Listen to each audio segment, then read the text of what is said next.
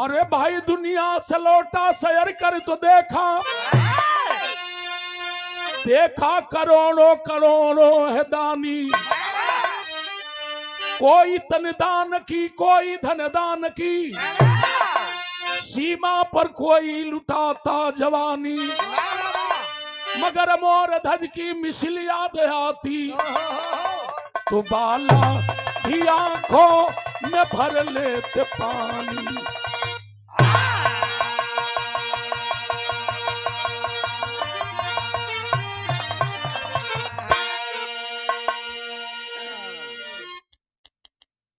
भगवान कन्हैया जोगी के भेष में अर्जुन को बुलाते हैं, कलम बड़ा बनत रहा तो चला दुनिया के सैर करा दी। अर्जुन भी अलन कल चली कल ऐसे ना जोगी के भेष बना ला, जोगी के भेष बना लिए। धर्मराज को बुलाए और धर्मराज को बुला के माया के शेर बनौलन है, और माया के शेर बना करके ले करके भगवान कन्हैया चलन ये दुनिया का भ्रमण करे बदे। आज जब चलन है ओ समय के बाद दिल विराह में गीत लगल। कौन गीत बा?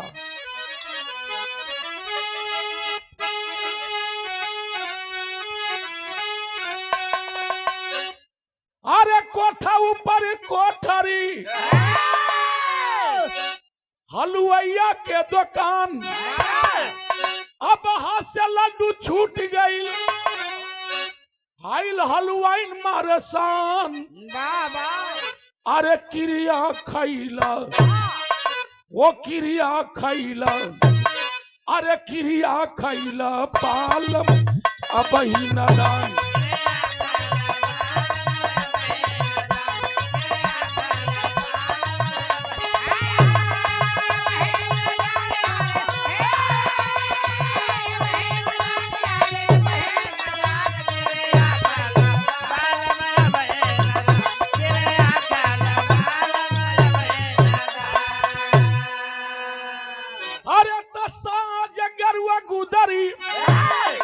संग में अर्जुन भगवान वही मोरध्वज के दुआरी परी, हाई करने लगे बखान शेरवा हमरे वो शेरवा हमरे, अरे शेरवा हमरे राजा जाते दुकान।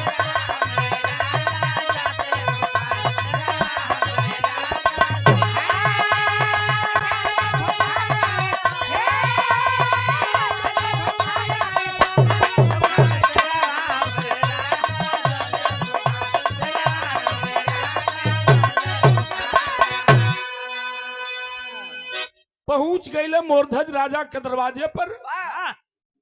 राजा की जय हो, नगर की जय हो, डी की जय हो। अब जोगी बांधे लगल से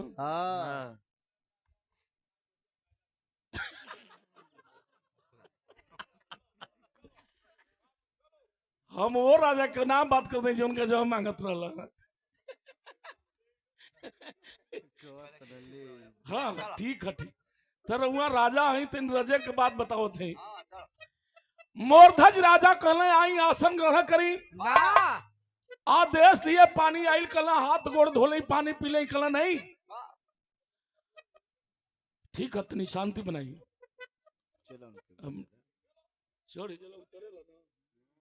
ये धरती पर दो तीन गो ऐसा चीज बा, दो तीन गो ऐसा चीज बा जो ना के क्वालिटी है।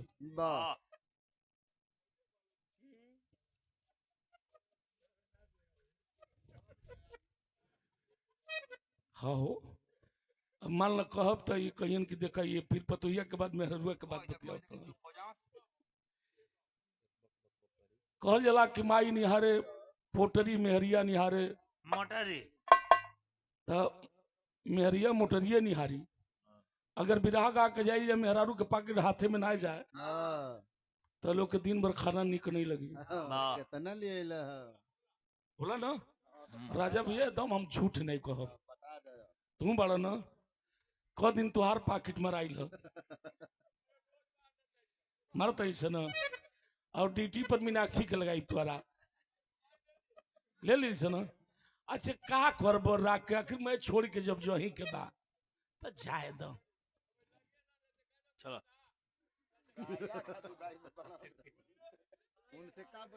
देखो, पिए वाला लोग बड़ा चालाक होलन हो पिंटू, जानल। पिए वाला इतना लोग चालाक होन कि बिहार में दारू बंद हमनी के उत्तर प्रदेश में ठेलत है। जे के मंगावे के बाबू कहीं भैया अंग्रेजी के, अब तनी शांति ले लई, शांति ले लई, बिरहवा हो जाए, मान जाई। मोहन राजा कहले जोगी बाबा बैठिए, पानी पी लीजिए, भोजन कर लीजिए, हीरा जवाहरात सोना चांदी कहिए लाद दूं।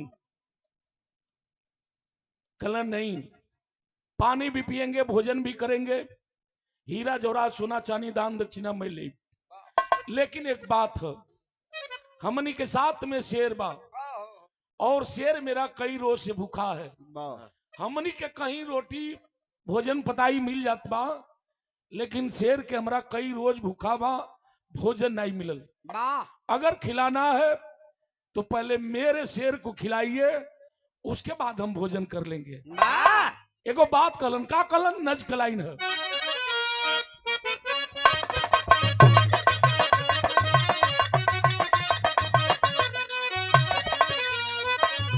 ललर ललार ललर लार ला ललार ला ललर ललार ललर लार ला ललार ला।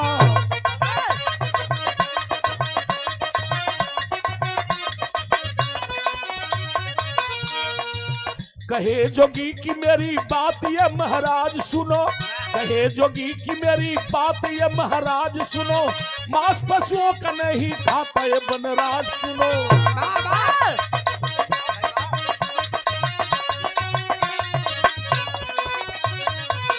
मांस पशुओं का नहीं शेर ये खाने वाला, कोई दाता न मिला शेर खिलाने वाला।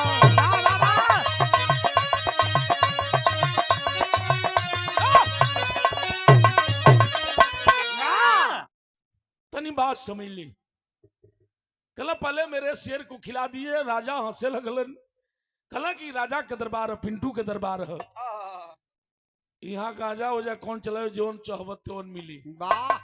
लेकिन पहले ढेर से बैठा तब, अब हाला करबत कहाँ से मिली, ना मिली। कल बैठिए, भोजन करिए।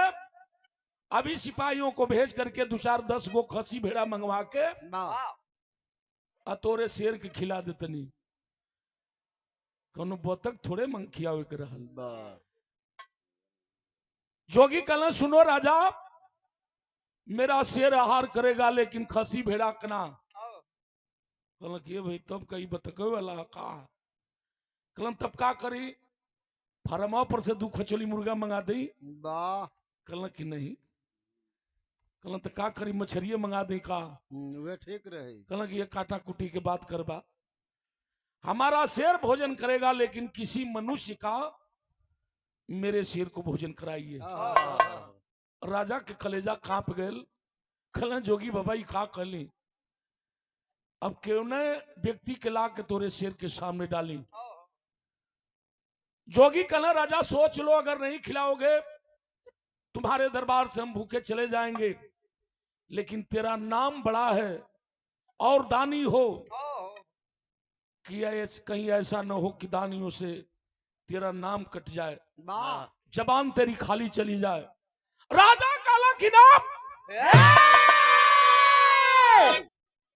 ये धरती पर बहुत लोग हुन गरीब दुखिया जो पैसे पर बिक जाएंगे, खरीद करके ला करके तोरे शेर के सामने डाल दी तो शेर भोजन कर ली। राजा के सामने जोगी हंसलन। खल नहीं राजा, खरीदा हुआ मांस, खरीदा हुआ व्यक्ति मेरे शेर को नहीं चाहिए। अगर खिलाना है तो अपने घर से किसी व्यक्ति का मांस खिला दो। और राजा सोचे लगलन कि एगो रानी हमर बड़ी, एगो हम बनी, ये कहीं लइका बा, हमनी के बुढ़ापा के सहारा है, मर जाने के बाद इस राज का वारिस है, आखिर के हम डाली। राजा सोचे लगलन प्रजा के लिए और दरवाजे के मान सम्मान की बात है, मेरी जबान खाली न जाए। खुद स्वयं मैं राजा होते हुए शेर के सामने रहूंगा। वाह मेरा शेर हार करेगा, अपने शेर को छोड़ दीजिए और मेरा भोजन कर ले। जोगी कला नहीं नहीं राजा, एक काम करिए, तुम पुराने व्यक्ति हो और तुम्हारा मांस पुराना है, मेरा शेर भी पुराना है। एकाध गो होकर दांत टूट गई राजा लेखा, हाँ वो तो खाली चिलमिए पजियतन है। अगर खियावे के बाद तो किसी बच्चे का मांस अपने से मेरे शेर को खिला दो। एगो बात कहलन, का कहलन विराम में तरज है।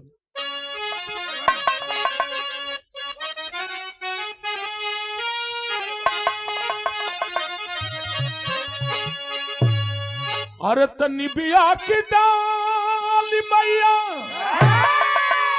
अरे लवली झूला न वही हो की झूली तब मैया मोरी झूल मैया मोरी गावे लिखतिया हो की झूली झूली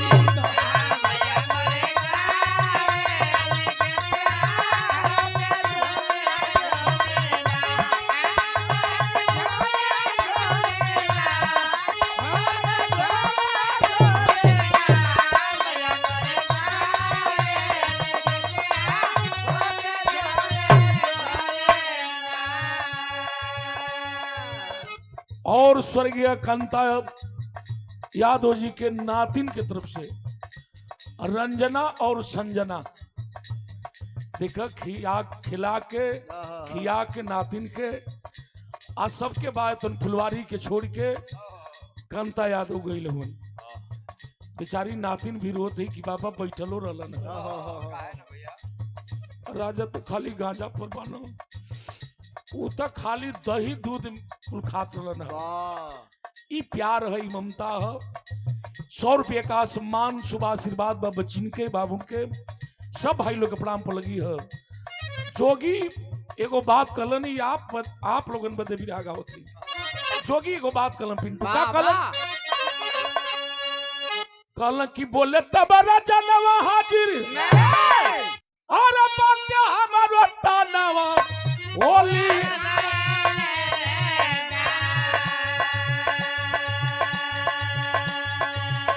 बोले तब राजा नवा हाजिर बात्या हमारो तानवा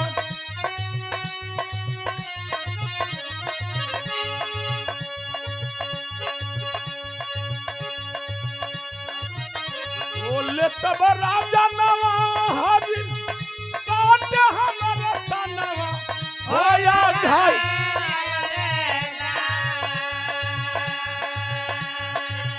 होया घाई शेर खा के मोहर बदनवा होया घाई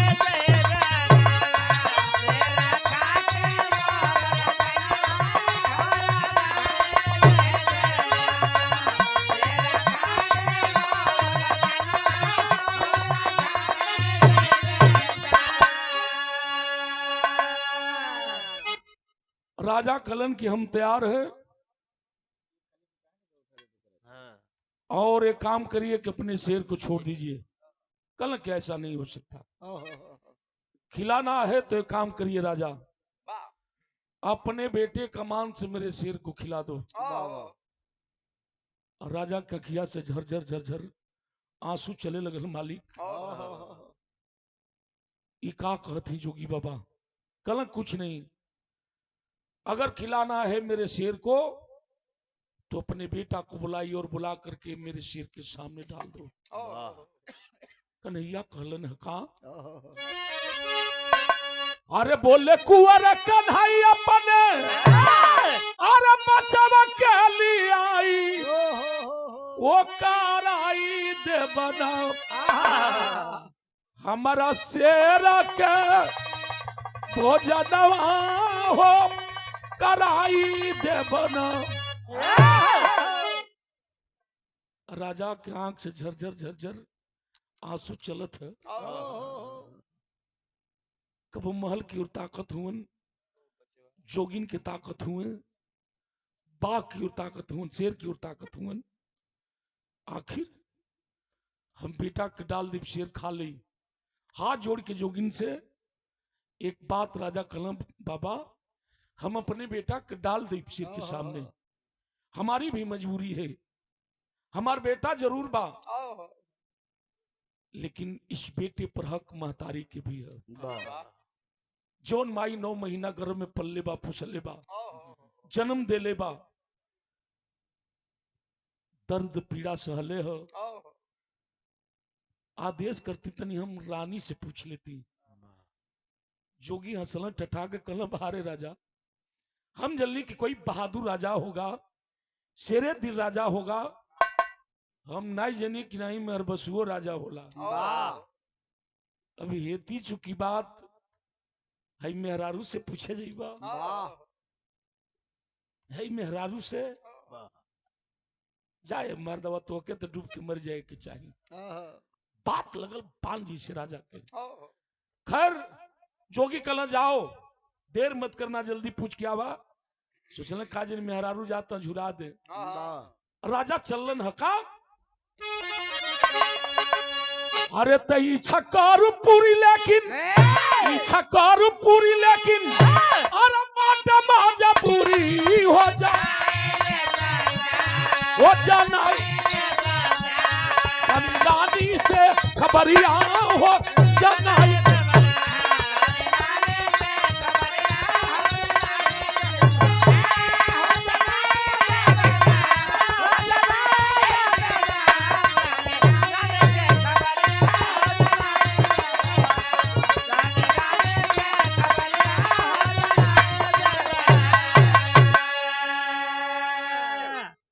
राजा धीरे धीरे धीरे महल में प्रवेश कइलन है। रानी ऐसे ही चिताने सुतल है। राजा गिलन, का हो रानी? ए रानी, ए का हो? बोला हो। खाली मोबाइल में भुलाई रहलू। नहीं मैंने वहां के बात बताओ थी। अब कौन हम राजा, वो राजा थोड़े हैं। वो बतौलन, राजा गिलन रानी का आवाज दिलन, रानी झट पानी लेके ली। देखी ये औरत के ऐसा सम्मान है, पानी लेके ली राजा के देली, हो सके कहीं लड़ाई पर से ली, थाकल नहीं, पानी देली, हाथ गोड़ धोई, बैठी। राजा बैठलन है, लेकिन राजा की आंख से झरझर झरझर आंसू चलत है। रानी कली ही का, आप इतने दयावान और इतने बहादुर राजा होकर तोरे आंख में आंसू शोभा नहीं दे। लड़ाई के दरमियान कहीं पीठ दिखा के भाग ली, दुश्मन खेल दिलस, या कोई ताना मार दिहल। कहले नहीं रानी, जानल चाहत हो तो एगो बात कहलन। का कहलन?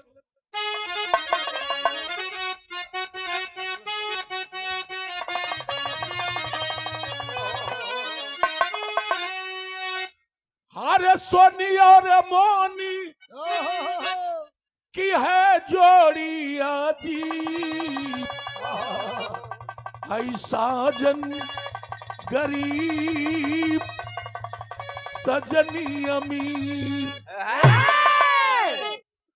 रजिया ले मजा भी रहवा में है बाबू।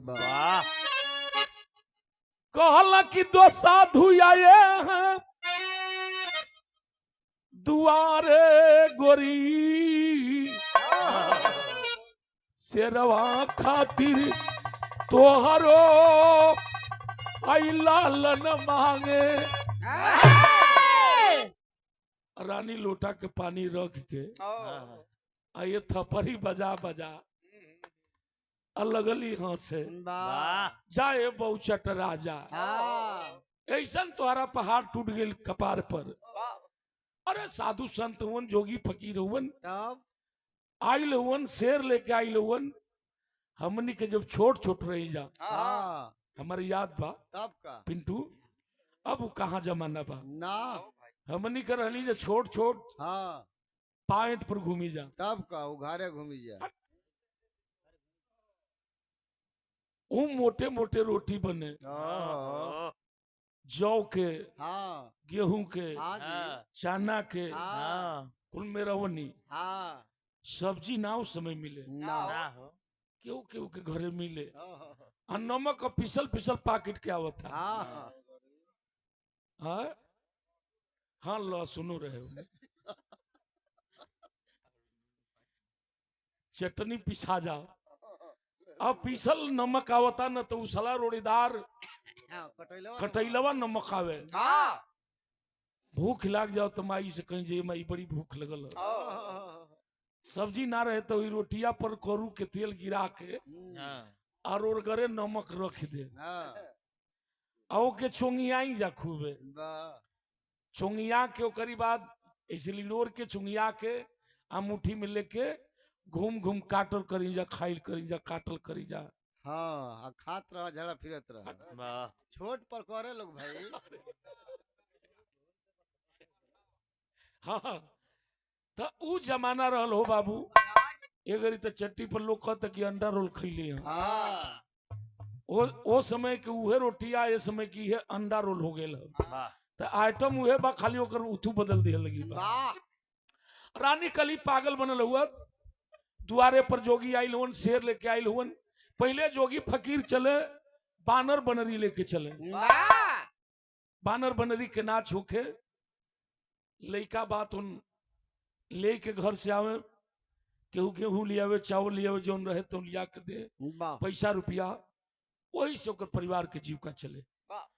कुछ ऐसनो जोगी आवे कि सरंगी लेके आवे, वाह, लेटेम टांग ले 4 बजे भोरे में भजन गावे। हाँ, आज जब दिन होके तो लइका घेर लो से बाबा ए, तनी सरंगिया बजाव, हाँ, तो सरंगिया से बजाओ तो आवाज निकाल के सरंगी हाँ, कान कटबू। हाँ, एगो की दूनो। तो वो समय जमाना रहल। जोगी फकीर उन इतने ना, ऐसा ना जोगी लेके आवे कि कुछ भालू लेके आवे। वाह, बाऊ काय खातिर वाह, थोड़े नियर लइका के गाड़ी फुकवाए खातिर। सही कहत नहीं, जवन लइका दुबर पातल रहे ओकर सुखंडी हो जा, तो बाप में तारी टांग के ओकर जबरदस्ती लेके जा। वाह, मीनाक्षी ले जाके कह के तनी भलुइया के मुहवा खोल दा, आ पेटवा खींच के ओकर चुतरा कर दे कि तनी फूक दे तो मैं ठीक हो जाई। अब साला सुई पर सुई लागता, सब लेट चलता, आ तब वो रोग दूर नहीं के हो। पहले वो शक्ति रहल, तनी से केहू के कटा जाओ तो गोबर छाप ले, अब गोबर छाप देव तो टेकनस हो जाई। वाह, अंतर बा न भैया। हां कान छोड़ी मत रोई, कहले नहीं रानी तू समझी नहीं मेरी बात को। ओ राजा एगो बात कहला समझा के का कहल कि अरे शेर कई रोज से हाई भूखाइल रानी, खाए बदे तोहरो लालन मांगे। तब तो रानी के करेजा फाट न गई बा। लपक के राजा के पैर पकड़ ली, रोवे लगली पिंटू देखो भैया सुतत हुअन, और रोवे लगली नहीं सैया महल अटारी राजपाट सब कुछ दे दी, कौन ऐसा धरती पर बाप मतारी हुई जो न अपने बेटवा के शेर के सामने डाली। और रो के रानी राजा से एगो बात कर लिया, का कली विराह में तरज है।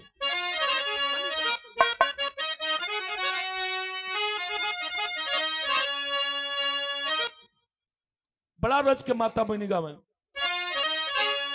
अरे आज एक दसिया हाय बिहान दू या दसिया तिरसिया के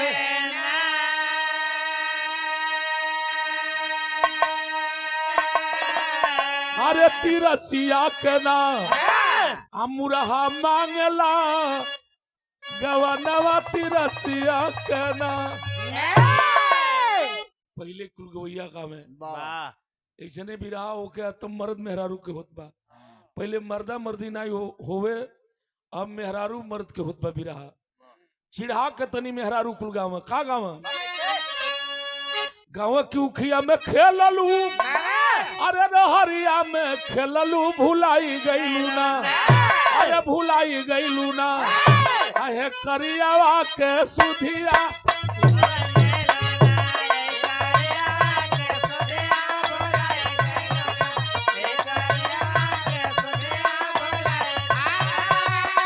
भुलाई गईलू हो भुलाई, हे भरोसा के सुधिया भुलाई गईलू।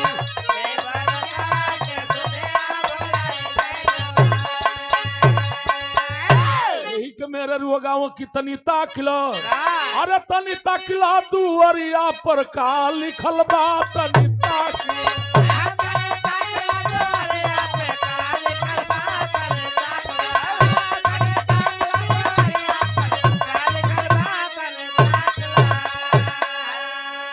आप लोगों के मनोरंजन बदे रहल तनी भी रवा पर आज ही रानी रोवत ही रो के गो बात कली का कली।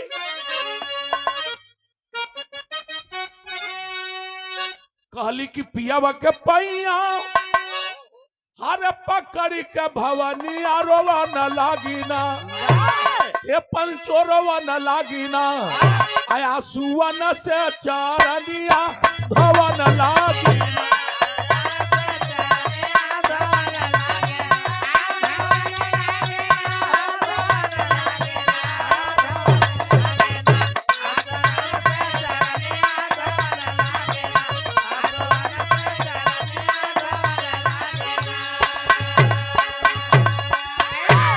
कली की ना हो राजा, राजपाट महल अटारी धन दौलत रुपया पैसा मैं दे दा, लेकिन कदाप अपने बेटा के हम शेर के सामने नहीं डालब। राजा कहले रानी एक तरफ तेरी जबान है, एक तरफ मेरी जबान है, तो एक तरफ बेटा है तेरा, या तो अपने बेटा को बचा ले या तो मेरी जबान को रख ले। रानी सोचे लगली कि पति परमेश्वर होलन, भगवान के रूप होलन, अब कहाँ परमेश्वर मानत है, ढेर मानत तो नीला डराम दुबड़ी सीमेंट मंगावत एकदम प्लास्टर करा देते बुझिया एकदम प्लास्टर करा देते, मैंने फिर कभी जिंदगी में तन क्यों उखड़ल अगर खड़ान जा पर जिंदगी गईले है, वो चला गया जमाना। वो सती अनसुईया, वो सावित्री, वो गीता, वो सीता, ड्रामा खेले बड़े तो वह नाम था और नाम के साथ उसका अंश भी था। बाबूजी और वो थे कुछ भी हो जाए हम अपने बेटा कनाई दिवसिया। अब आ दिया राजा, रानी एक तरफ तेरा बेटा है, एक तरफ मेरी जबान है, दोनों में से किसी एक को बचाना है तुझे, या तो अपने बेटे को बचा ले या तो मेरी जबान रख ले। कपारे पर हाथ धैली रानी अपने श्रृंगार और सिंदूर के निहारत है और सोचत है कि अगर जबान हमारे पति के चल जाई, भगवान के रूप होवन, पति मने परमेश्वर भगवान होते हैं, तो हमार सुहागिन भइल ये धरती पर व्यर्थ हो जाई, धिक्कार हो जाई, कदाप अपने पति के जबान नहीं जाए दे। एक तरफ बेटा है, बेटा चल जाए लेकिन अपने भगवान के वचन हम खाली नहीं जाए दे। अभी रानी सोचते है और रोवत है, ये तनी में तो गजब हो गई बाबू। अरे तने में आई गई ना ताम्र ध्वज ललानवा, पूछा न लागना, अरे पूछा न लागना, आई पूछा न लागना, अम्माई रोई रोई कारानवा कहा न लागी ना।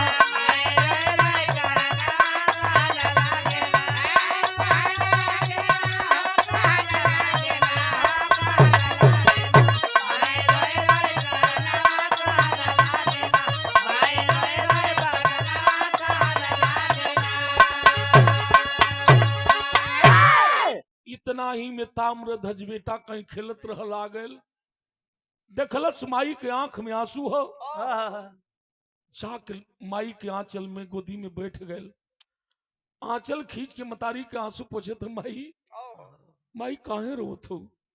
जब बाबू के अपने तकलस तो बाबू के आंख में आंसू है, छोड़ के बाबू के लगे गए अखबारी में पकड़ ले हो बाबू के, बाबू काहे रोत हुआ। माई अपने लाल के मुंह निहारत बा और राजा अपने बेटा के मुंह निहारत हुए।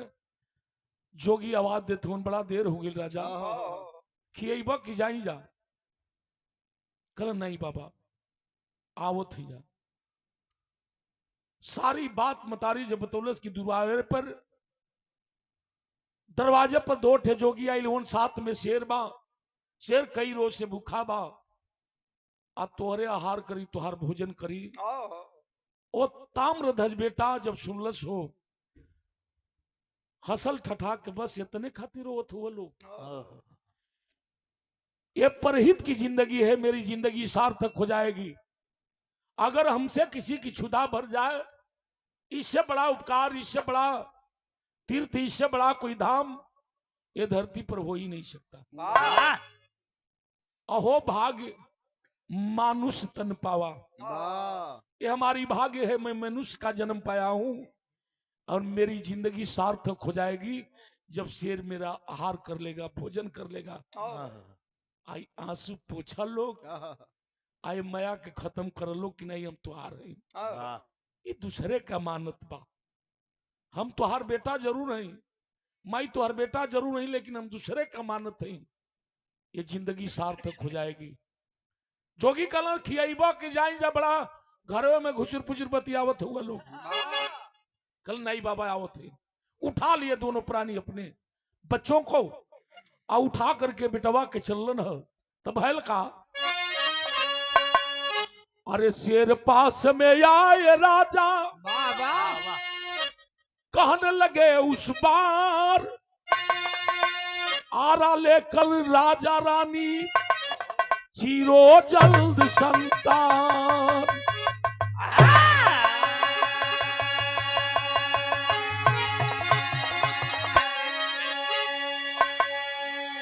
लेके अपने बेटा के पहुंचलन जोगी के लगे।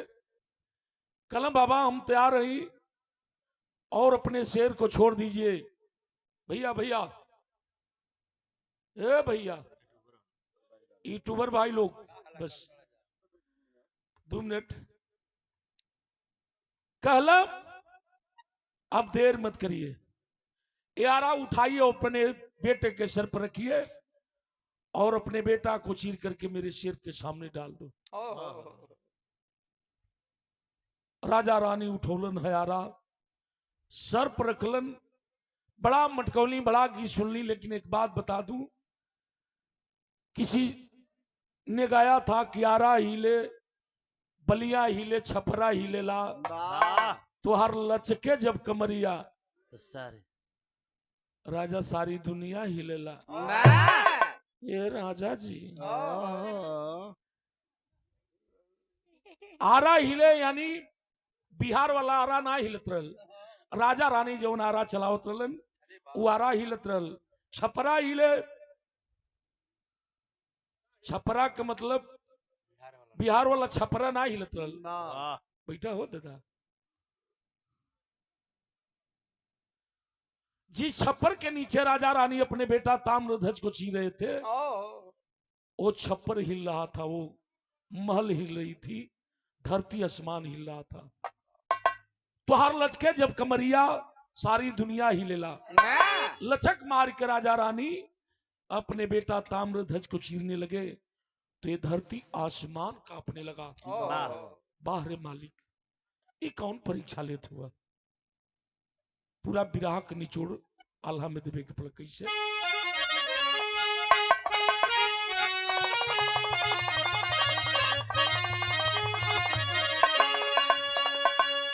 हर जैसे मग बदरिया में हई कहां पे बुढ़ी गैया, तब बिना रे हवा के अरे पिपरा पात ही लीजा।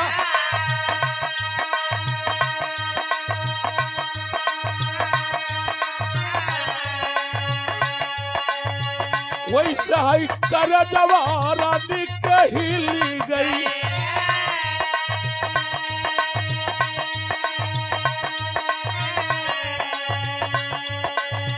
राजा तबरानी के कहेल समझा,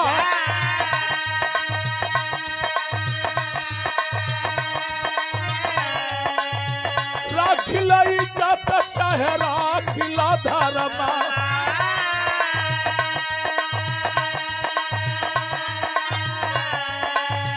मनवे में रानी तैबा करेली पीछा,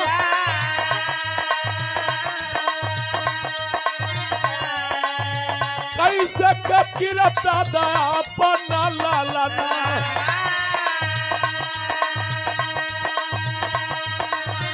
नव महर खली गर्भ में जोगा, केलया बटनवा ललान के लगवा।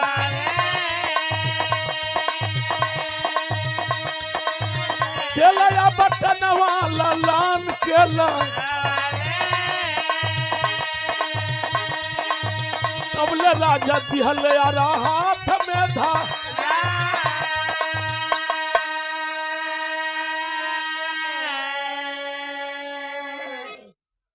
जोगी कहते हैं कि देर मत करिए, अपने बेटा के सर पर आरा रखिए और चलाइए। जब बेटा के सर पर राजा रानी आरा रखलन, कौन ऐसा मतारी ना हुई होकर कलेजा ना फट जाई। अपने लाल के माई निहारत बा, 9 महीना गर्भ में पोसली पलनी जन्म देली, तेल बुकवा लगौली। ऐसा समय आ गई कि आज अपने हाथ से अपने बेटा के चीरे के परत बा। रानी भर भर राजा और रानी दोनों रो रहे हैं। बाबू भैया भैया धीरे धीरे, राजा रानी दोनों रो रहे हैं। खड़ा हो गए जोगी भगवान मुरली मुकुंद जदवंश हंस नायक कन्हैया। जोगी के भेष में कल राजा सुनो, बेटा को चीरे हो लेकिन चीरते वक्त ध्यान रहे, देखना कहीं तेरे बेटे के आंख से आंसू न आ जाए। अगर तोरे बेटा के आंख से आंसू आ जाई तो हमार शेर ये मांस के भोजन नहीं करी, आहार नहीं करी। राजा रानी कपारे पर बेटा ताम्रध्वज के सर पर रखले हुए आ रहा। कल देर मत करिए चिरिए, लेकिन ध्यान रहे देखना, अगर बेटे के आंख से आंसू आ जाएगा मेरा शेर आहार नहीं करेगा, भोजन नहीं करेगा, इसलिए कि आपका ये मांस अशुद्ध हो जाएगा। कल देर मत करिए चिरिए। कैलन का बाबू, अरे हरा हरा यारवा की चनता बलागे,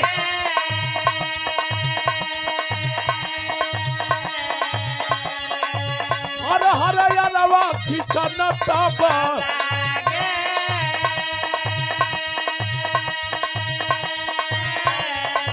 पाया हो पलंग से बहेला बाबूनी,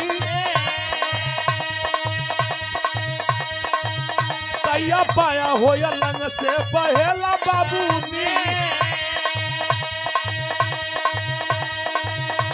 अरे पहले तो सीधन तोहरो राजा ना, अरे पहले तो सीधन तोहरो राजा, अब हंसी के बुरारी कहेलन जादू भी।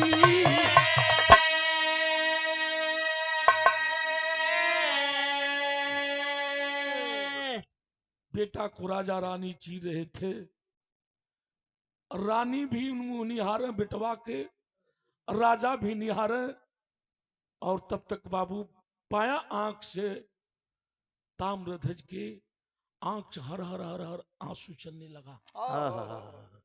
भगवान कन्हैया जोगी के भेष में खड़ा हो गए और हाथ उठा करके रोक दिया, आरा रोक दीजिए। ओहो।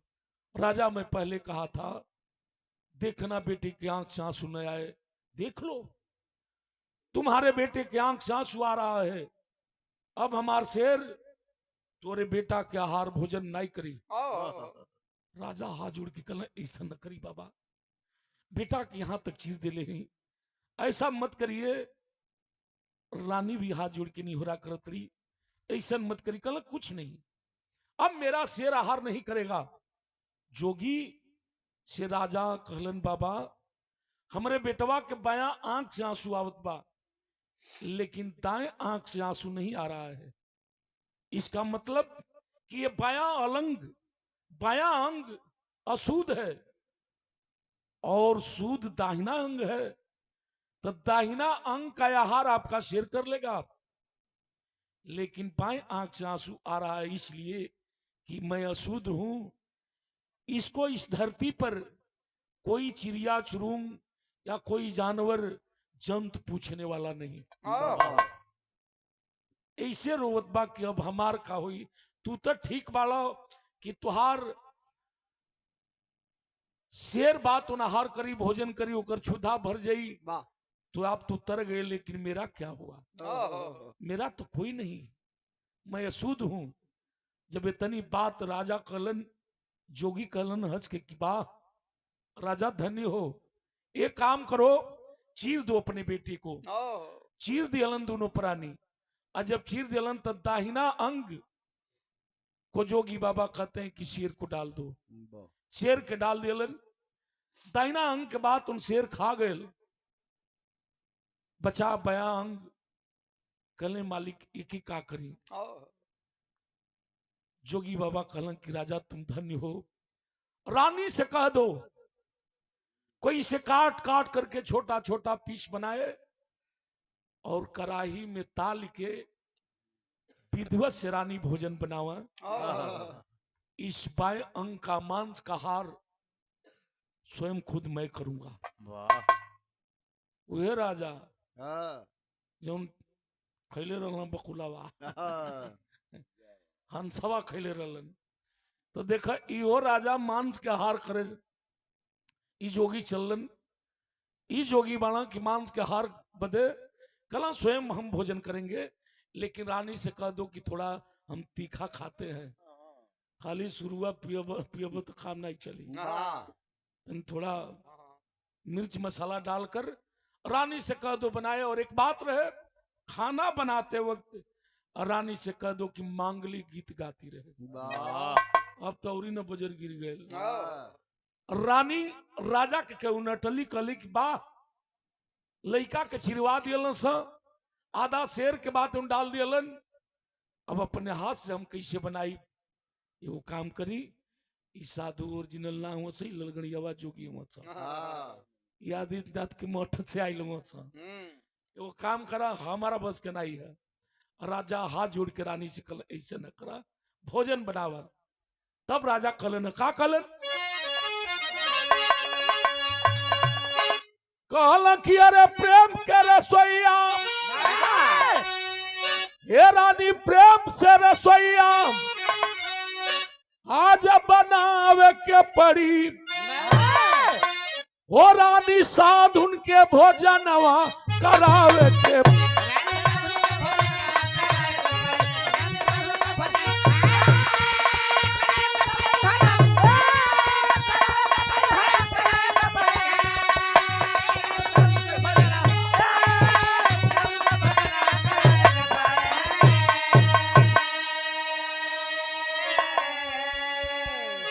ये भैया बिलख बिलखी हाई रानी भोजन बनाई, अब भोजन करा न चल ले अर्जुन कन्हाई।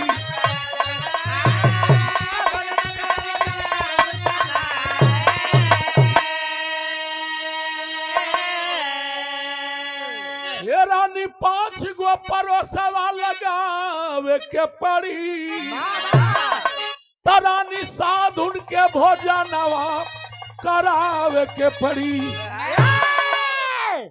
भोजन तैयार भइल। रानी राजा से कली की जाई बुला के आ जोगी बाबा लोग के भोजन करा दी। राजा गिलन हाथ जोड़ के कलन बाबा ओहो दरवाजे पर आए हुए मेहमान भगवान के रूप हुआ करते हैं, चलिए। चल के ठहरी पर बैठ के भोजन कर ली। दोनों जोगी गिलन बैठ गिलन। दो ही थाली में रानी भोजन कर ली है कार की आ लेके ली लिया कटहरी पर रख दिए ली। ओहो राजा कलम बाबा भोजन करिए आप लोग। कल ये क्या कर रहे हो? दो ही थाली में 5 थाली में भोजन लाओ। राजा कहल कि भाई 2-4 गो नहीं होनी बाड़ा से खाया तो खाया। कहल ठीक भाई वो काम करी बोलवा ले रहती तो संग ही बैठ गई रहती वो सबके खा ले रही। ओहो कहल नहीं पहले 5 थाली में भोजन करवाओ। 5 थाली में रानी भोजन कार के लिया के ठहरी पर रख दिली। 2 ही थाली पर दोनों जोगी बैठल हुए। 3 थाली खाली है। कहना बाबा बुला लेती बुला के भोजन करती आप लोग भोजन करती। कहना एक थाली पर राजा तुम बैठ जाओ। ओहो और रानी ताकतड़ी राजा की ओर कहली कि सुना ए अरे मैं नाच दिया सखा। वाह खैर राजा एगो थाली में बैठ गिलन। हाँ 2 थाली बच गई। दूसरी थाली पर जोगी कहते हैं रानी आप भी बैठ जाइए ओहो तू खा लो। खैलो के कुछ सीमा होला। रानी भी बैठ गेली। बच गई एक थाली। कल एक घरे बदे वाह जोगी कहला कि अब अपने बेटा को बुलाओ। कौन ईशन बाप मतारी हुई बाबू। ओहो कल का करती अब हम कौने बेटा के बुलाई। ये कही बेटा रहल वो चीर के शेर